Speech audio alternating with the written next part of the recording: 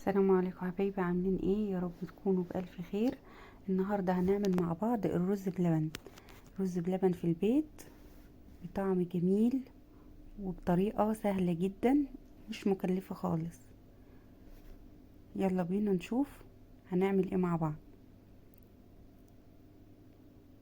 في حلة على النار نحط كوبايتين مية يغلوا، ونحط فيهم نص كوباية رز مغسول ومتصفي زي ما انتوا شايفين. مش هننقعه، هنصفيه ونحطه على طول في كوبايتين المية. تمام، هنسيبه لما يغلي ويستوي خالص ويتهري ويتشرب المية خالص، وبعدين نرجع نشوف مع بعض هنعمل ايه.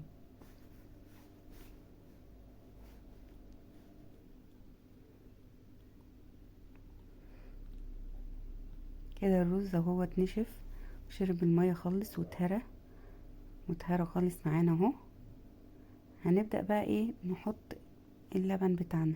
طبعا لو اللبن بتاعنا سايب لازم نكون غاليينه من قبلها يا جماعة، قبل ما نستخدمه لازم اللبن يكون مغلي. احنا هنستخدم لبن علب، فهحطه على طول على الرز. تمام، اللهم صل على سيدنا محمد. كده اللي حطينا اللبن اهوت، هنبدأ نقلبه لحد ما الرز يفك خالص. لما الرز يفك معانا خالص ويستوي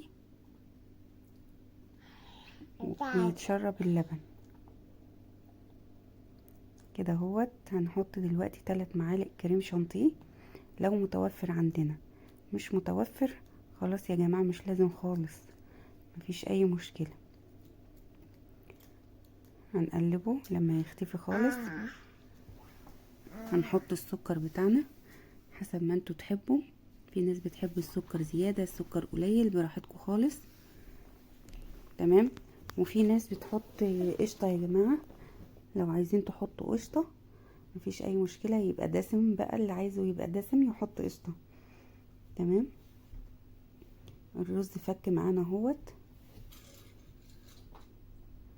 مفلفل، مش معجن خالص اهو، استوى ومفلفل خالص، مفيش اي مشكلة فيه.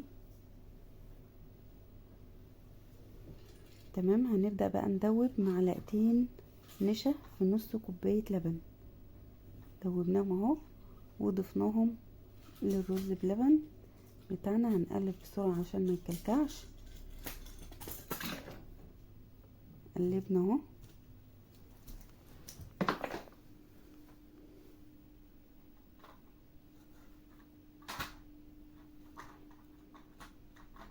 تمام، نقلبه كويس خالص ونسيبه لما النشا تستوي اهي. استوت ولف معانا اهو. هنبدأ ان احنا بقى نغرفه في الاطباق بتاعتنا او في الكوبايات زي ما انتوا تحبوا.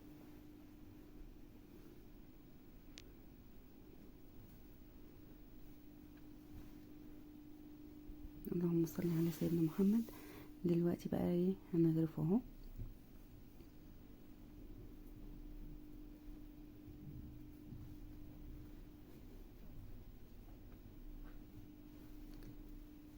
غرفناه. ما بحبش المكسرات عليه يا جماعه، ولا الولاد بيحبوا من المكسرات ولا الزبيب، فحطيت لهم في الكوبايات بتاعتهم اهو زي ما انتوا شايفين.